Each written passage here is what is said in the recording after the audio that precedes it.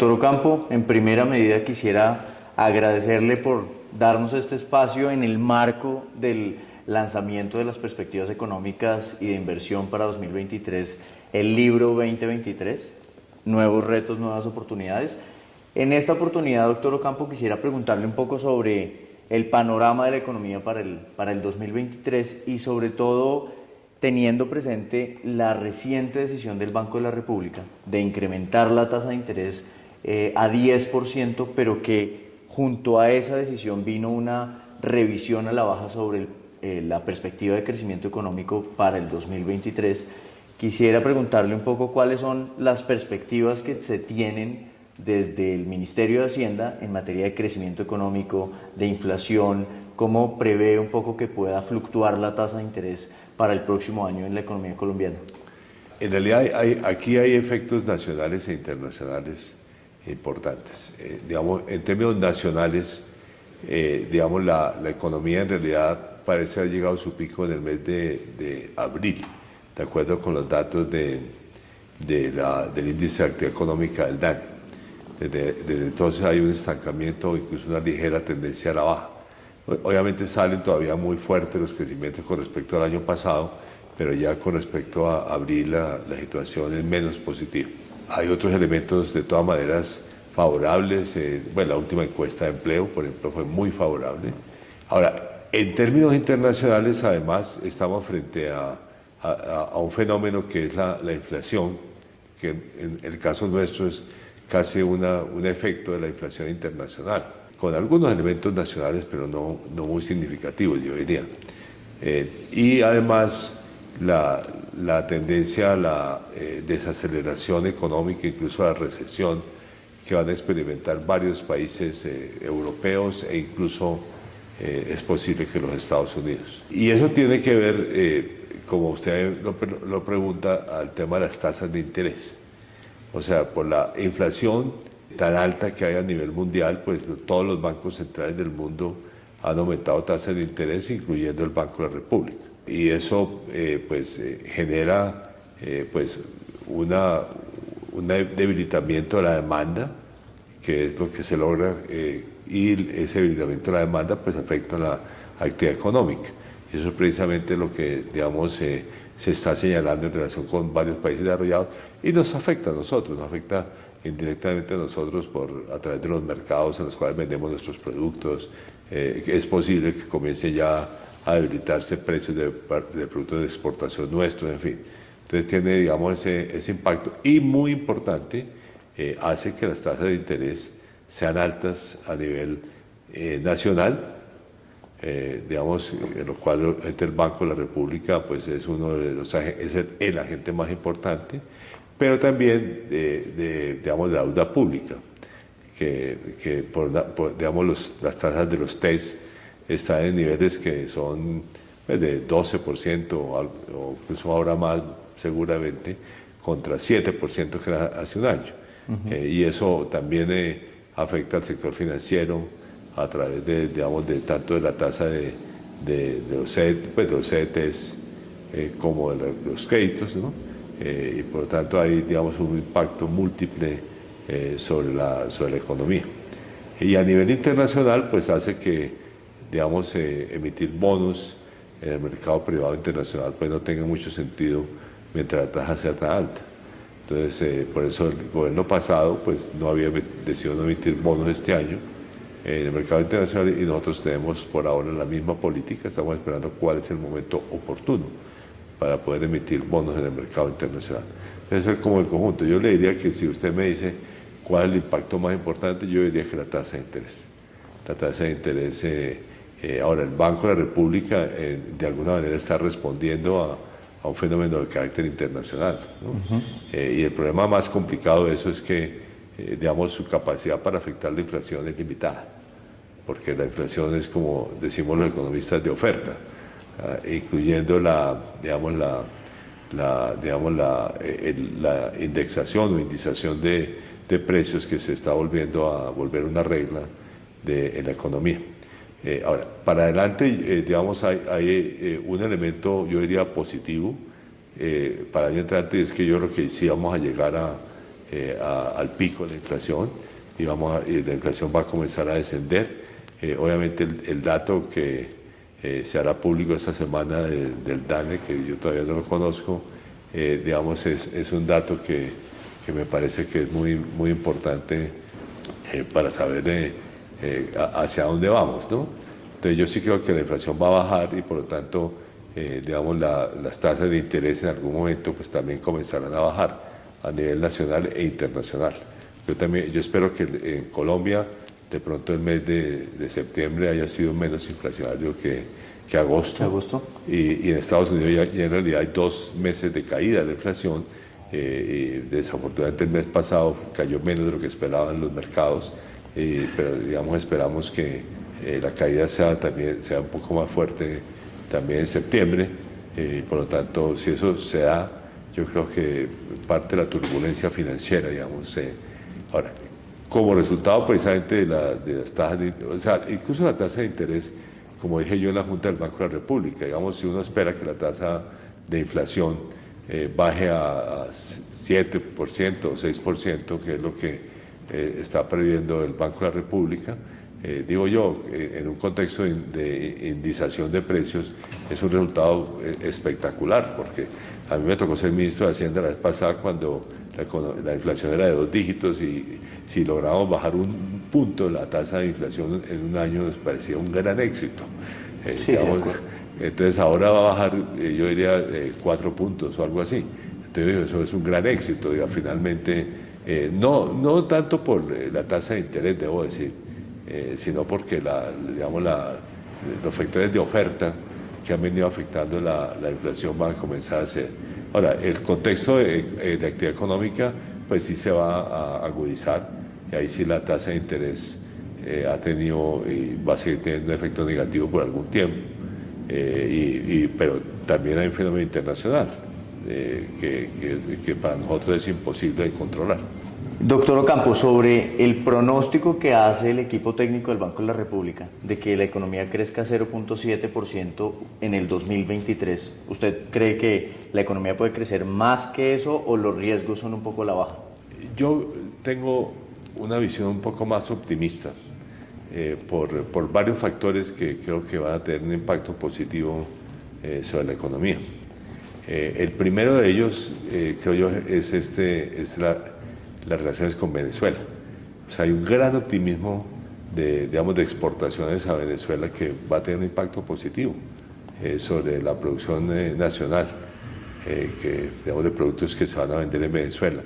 Pero también las exportaciones no tradicionales tienen un incentivo enorme que se llama la tasa de cambio. Entonces eso también creo yo va a seguir esa dinámica que ha sido muy positiva tanto el año pasado como de crecer más del 20%, que para mí es de alguna manera es como un punto de referencia. Esto es un tema incluso cuando estaba en la Junta Directiva del Banco de la República como miembro independiente, algún periodista me preguntó, ¿cuánto cree que deben aumentar las exportaciones no petroleras? Y yo dije 20%. Se me ocurrió y creo que es correcto, más o menos correcto, entonces por eso se volvió un punto de referencia para mí. El año pasado y van a crecer más del 20%. Otro elemento positivo en todo caso porque la competitividad de la tasa de cambio hace muy atractivo exportar, digamos, ¿no? Okay. Y bueno, y curiosamente la reforma tributaria no va a tener efectos negativos. Justamente le quería preguntar por eso, sobre la reforma tributaria. Ministro, para el momento en el que todos los asistentes a nuestro evento estén viendo esta entrevista, probablemente, y me corregirá usted, ya se habrá radicado la ponencia de la reforma tributaria o estará en proceso de radicarse.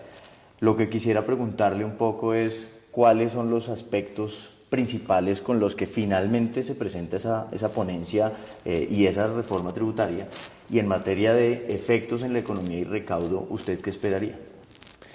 Bueno, digamos, nosotros esperamos, hoy lunes estamos hablando que mañana se radique la ponencia y que se vote el miércoles.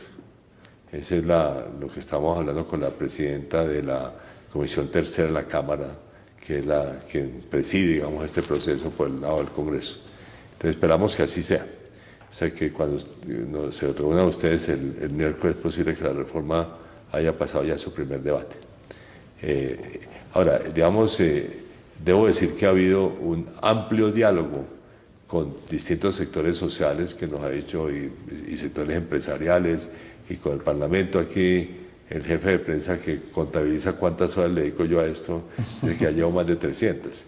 Entonces, mucho tiempo le he dedicado a escuchar. Okay. Y hemos hecho algunas variaciones que están en la ponencia pues, para el primer debate que esperamos que sean aprobadas allí. O sea, un impuesto a los dividendos que sería entre el 0 y el 20%. Un impuesto a la ganancia ocasional del 15%. El impuesto al patrimonio lo hemos puesto más gradual en la forma de actualizar patrimonios, pero al mismo tiempo los ponentes aprobaron un 1.5% a los patrimonios de más de 10.000 millones de pesos. Y hay otros elementos de la reforma que han sido objeto de mucha discusión. Eso es como yo le diría que en general es una reforma positiva, pues estamos todavía estimando cuánto fue, digamos, el recorte pero yo creo que vamos a estar cerca a 20 billones de pesos de recaudo adicional, con una tendencia ligera al aumento, y sin incluir los efectos de la lucha contra la evasión, que siempre dijimos que era la mitad de lo que íbamos a lograr con la reforma. O sea que habrá otro 20, 25 billones en la lucha contra la evasión y la elusión tributaria. En fin, ese es. Ahora, ¿qué impacto va a tener? Digamos, en teoría macroeconómica, cuando uno pone impuestos y los gasta, el impacto es positivo.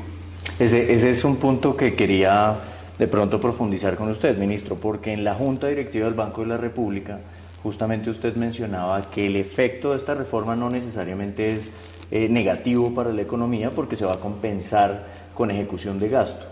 ¿Qué tipo de planes en materia de ejecución de gasto específicamente podrían llegar a impulsar la economía el próximo año? Bueno, los gastos que estarán en la agenda, o que están en la agenda del gobierno, son un poco los que hayan estado en la agenda de la edición presupuestal que presentamos al Congreso, ¿no? O sea, digamos, no puede decir los temas de desarrollo rural, los temas de la paz, los temas de educación, de salud, los temas de vivienda social, digamos, yo diría, en la paz, por ejemplo, hay algunos programas interesantes como la lucha contra los cultivos ilícitos, por ejemplo, que también creo que se ata muy con desarrollo rural, porque la idea es que ellos produzcan otros bienes para el mercado interno o externo, ¿no? Productos agropecuarios. Y el Congreso pues ha venido impulsando mucho el gasto en vías, sobre todo en vías terciarias. Digamos, que fue un tema que nos pidieron significativamente, un aumento significativo de recursos y está en la edición. Entonces yo creo que todos son programas con amplio impacto social, que esperamos que se ejecuten con la reforma tributaria y, como digo yo, en la teoría macroeconómica hay una que se llama el multiplicador del presupuesto balanceado, así se llama técnicamente, y es que si uno pone impuestos y los gasta en la misma magnitud, hay un efecto positivo de la actividad económica por la magnitud del gasto. Sí, no sé si nos pudiera contar un poco cómo le fue con las agencias calificadoras hace poco que usted estuvo reunido con ellas, sobre todo porque incluso en algunas declaraciones que usted dio recientemente decía: nosotros fuimos a presentarles nuestra estrategia fiscal, nuestra estrategia macroeconómica. No sé si nos podría contar cómo le fue con las calificadoras, qué pilares o qué puntos destacaría de esa estrategia que presenta Colombia a las calificadoras. Sí, fue muy bien recibida por las calificadoras la presentación que les hice y la discusión que tuvimos con ellas, en la cual, gran parte del énfasis era en cómo vamos a cumplir la regla fiscal, y por lo tanto el déficit fiscal se va a reducir significativamente el año entrante, y por otra parte también cómo vamos a ajustar la balanza de pagos, o sea, el dinamismo exportador, digamos la tasa de cambio competitiva, si quieren, también va a ir reduciendo el déficit comercial. incluso o el déficit en cuenta corriente, en términos más generales. Entonces esperamos que eso siga siendo otro elemento del comportamiento macroeconómico, como esos los dos temas que más les... perdóname, y un tercero que les inquieta mucho, que es el compromiso con aumentar los precios de combustibles, de la gasolina, para reducir el déficit del Fondo de Estabilización de Precios de Combustibles, que era un tema muy candente, digamos, para ellos, ¿no? Entonces, todo eso lo tomaron muy bien.